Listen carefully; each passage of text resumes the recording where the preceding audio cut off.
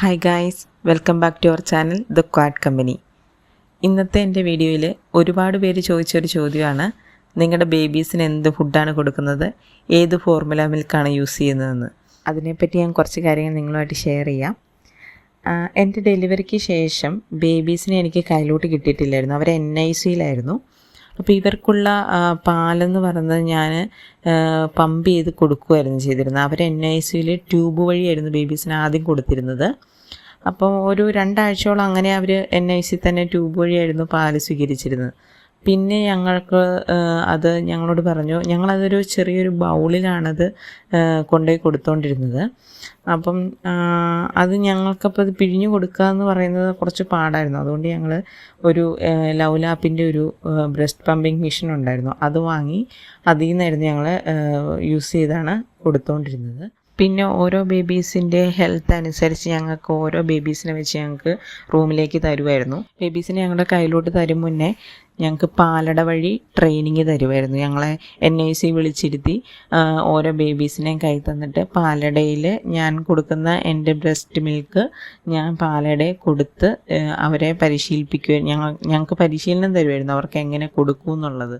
Pre time babies ആയതുകൊണ്ട് ഇവർക്ക് വളരെ പാടായിരുന്നു സക്ക് ചെയ്ത് ഈ പാലടയെന്നാണെങ്കിൽ പോലും പാല് കുടിക്കുക എന്നുള്ളത്. ആദ്യമൊക്കെ 3 പേര് വലിയ കുഴപ്പമില്ലായിരുന്നു, ഒരാൾ കുറച്ച് പിന്നോക്കമായിരുന്നു പാലടയിൽ നിന്ന് പോലും പാല് കുടിക്കാൻ വേണ്ടിയിട്ട്. അങ്ങനെ ഞങ്ങൾക്കൊരു 17 ദിവസം കഴിഞ്ഞിട്ടാണ് ഞങ്ങൾക്ക് ബേബീസിനെ റൂമിലേക്ക് കിട്ടുന്നത്. 4 പേരെയും കിട്ടിയതിന് ശേഷമാണെങ്കിൽ പോലും 2 മണിക്കൂർ ഗ്യാപ്പ് ഇട്ടിട്ട് തന്നെ ഞങ്ങൾക്ക് പാല് കൊടുക്കേണ്ടതുണ്ടായിരുന്നു.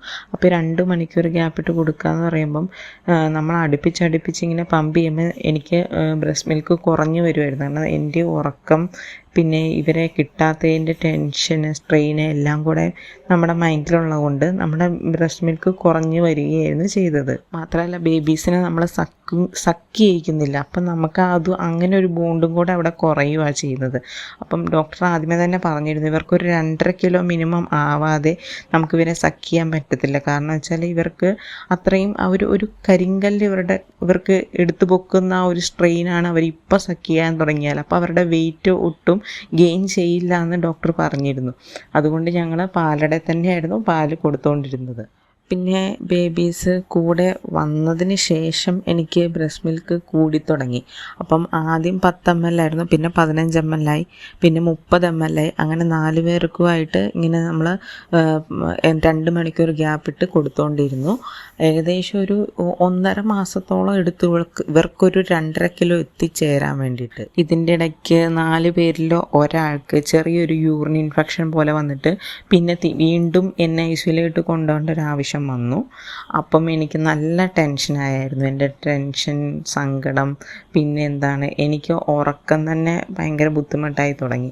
അങ്ങനെ വന്നപ്പോൾ അതിൻ്റെ കൂട്ടത്തിൽ എനിക്ക് പനിയും കൂടെ പിടിച്ചു. അങ്ങനെ വന്നപ്പോൾ എൻ്റെ ബ്രസ്റ്റ് മിൽക്ക് വളരെ കുറഞ്ഞു, പെട്ടെന്ന് അങ്ങോട്ട് ഇല്ലാണ്ടായി. അപ്പോൾ പിന്നെ കുട്ടികൾക്ക് കൊടുക്കാൻ പാലില്ല എന്നുള്ളൊരവസ്ഥ വന്നപ്പോഴത്തേക്കും അവിടുത്തെ മെറ്റേണിറ്റി കൗൺസിലേഴ്സ് ഞങ്ങളോട് പറഞ്ഞിട്ടുണ്ടായിരുന്നു, നിങ്ങളൊരു ഫോർമുല മിൽക്ക് കൈ കരുതണം, പെട്ടെന്ന് ഇങ്ങനെ ആവശ്യം വന്നാൽ യൂസ് ചെയ്യാൻ വേണ്ടിയിട്ട്. സ്റ്റാർട്ടിങ് തന്നെ നെസ്റ്റ്ലേയുടെ ഞാൻ എക്സെല്ല പ്രോ സ്റ്റേജ് 1 ആണ് ഞങ്ങൾ യൂസ് ചെയ്തത്. അപ്പോൾ ഒരു ബോട്ടിൽ ഞങ്ങൾ കൈ കരുതി. അപ്പോൾ അതെങ്ങനെയാണ് അതിൻ്റെ അളവെടുക്കേണ്ടത് ഇതെല്ലാം ഞങ്ങൾക്ക് അവർ ഓൾറെഡി ഒരു ട്രെയിനിങ് തന്നിരുന്നു. നോർമലി എല്ലാ ഫോർമുല മിൽക്ക് കൊടുക്കുന്ന ബേബീസിനും ഒരു സ്റ്റാൻഡേർഡ് അളവുണ്ടാവും. അതെന്ന് പറയുന്ന ഒരു 30 ml ആണ്. 30 ml വാട്ടറിൽ ഒരു സ്കൂപ്പ് എന്നുള്ള അളവാണ് പറയുന്നത്. ഞാൻ ഇങ്ങനെ ഒരു വീഡിയോ എടുക്കാൻ വേണ്ടി വിചാരിച്ചപ്പം എൻ്റെ പണ്ടത്തെ ബ്രസ്റ്റ് പമ്പ് മെഷീനും പിന്നെ പാലടയൊക്കെ ഒന്ന് എടുത്ത് നോക്കാമെന്ന് വിചാരിച്ച് ഇതും കൂടെ വീഡിയോ കാണിക്കാമെന്ന് ഓർത്തിട്ട് അങ്ങനെ ഞാൻ എടുത്തപ്പം എസ്രക്കുട്ടി എൻ്റെ കൂടെ ഉണ്ട്. അപ്പോൾ എസ്രക്കുട്ടിയെ കൂടെ ഇതൊക്കെ കാണിച്ച് ഞാൻ കൊടുക്കുകയാണ്. മോള് കുഞ്ഞാവയായിരുന്നു. അപ്പം മാമ കുടിച്ചത് എങ്ങനെയാണെന്ന് അറിയാവോ? ഇത് കണ്ടോ, ഈ ലൗലാപ്പെന്ന് പറഞ്ഞ ഒരു ഫീഡിങ് മെഷീനാണിത്. ഇത് നമ്മൾ ബ്രസ്റ്റിൽ കണക്ട് ചെയ്ത് നമ്മൾ മിൽക്ക് പമ്പ് ചെയ്തെടുക്കും. അത് എന്നിട്ട് നമ്മൾ എന്നെ ചെയ്യും, ഇതിനകത്ത് കുടിക്കാൻ കുഞ്ഞാവെ ഒട്ടുമായിട്ടില്ല. ഇത് ലൗലാപ്പാണ്, ലൗലാപ്പിൻ്റെ ബോട്ടിലാണ്. അപ്പോൾ ഈ മെഷീൻ എങ്ങനെ വർക്ക് ചെയ്യുന്നതെന്ന് അറിയോ എസ്രക്കുട്ടിക്ക്? ഇത് കണ്ടോ, ഇതിനിങ്ങനെ പവർ ബട്ടൺ ഉണ്ട്, അതിൽ അമർത്തി പിടിക്കുമ്പം ഇതിങ്ങനെ കാണിക്കും. നമുക്കിതിൻ്റെ സ്പീഡ് കൂട്ടാം, കുറയ്ക്കാം, അങ്ങനെയുള്ള സെറ്റിങ്സൊക്കെ ഉണ്ട്. പിന്നെ നമുക്ക് ബ്രസ്റ്റ് മസാജ് ചെയ്യാനുള്ളൊരു സംഭവം ഇതിലുണ്ട്. നമുക്ക് പുഷ് ഓഫ് ചെയ്ത് നോക്കാം. ഇതിന് ചാർജറൊക്കെ ഉണ്ട് കേട്ടോ. നമ്മൾ ചാർജ് ചെയ്താണ് യൂസ് ചെയ്യുന്നത്. ഇത് നമ്മൾ ഫീഡ് ചെയ്യാൻ വേണ്ടി ഉപയോഗിക്കുന്ന സാധനമാണ്.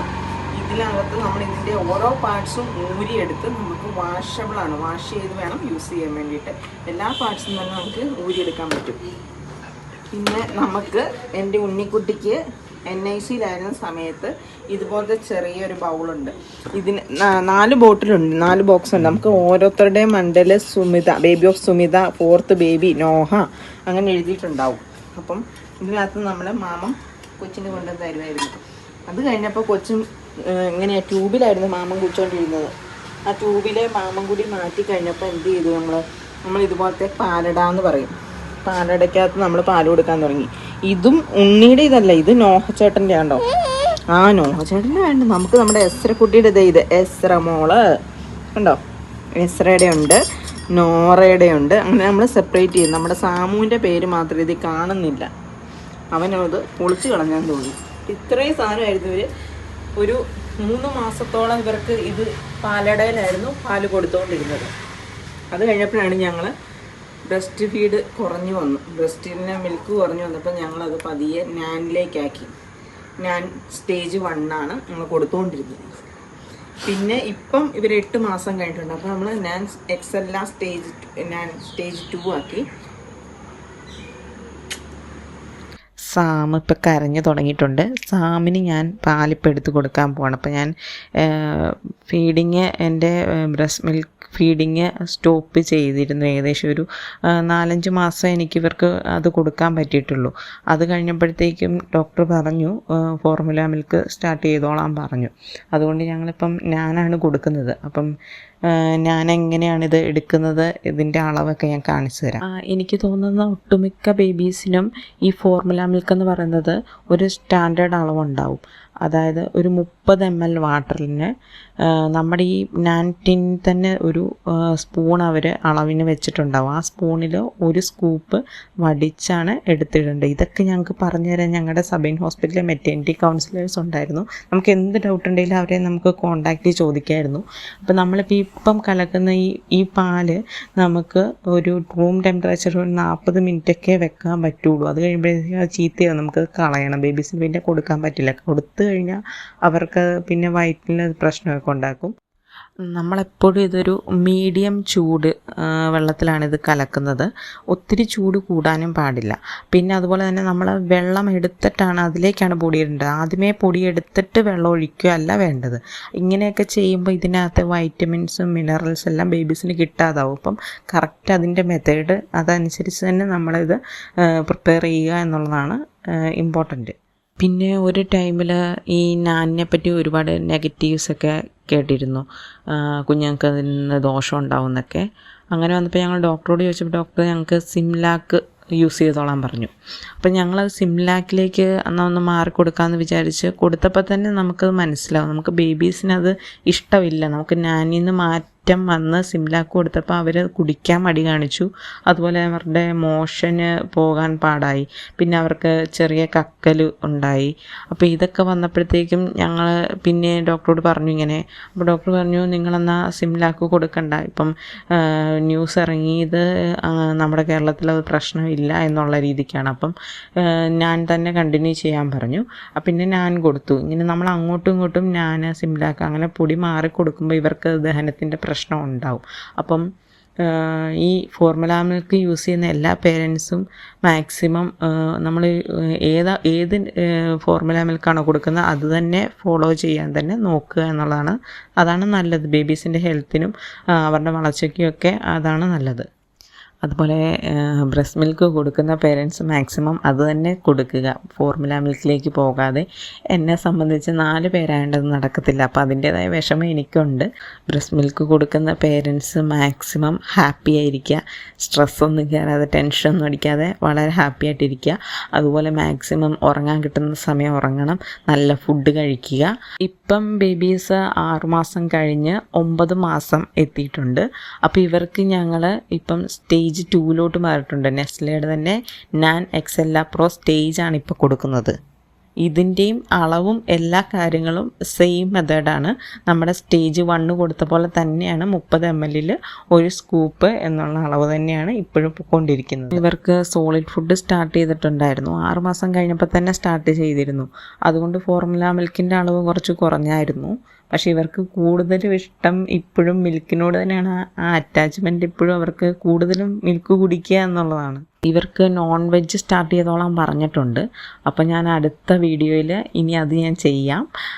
അപ്പോൾ ഈ വീഡിയോ ഇഷ്ടപ്പെട്ടെങ്കിൽ എല്ലാവരും ഷെയർ ചെയ്യുക, ലൈക്ക് ചെയ്യുക, സബ്സ്ക്രൈബ് ചെയ്യുക. അപ്പം അടുത്ത വീഡിയോയിൽ കാണാം. Bye guys.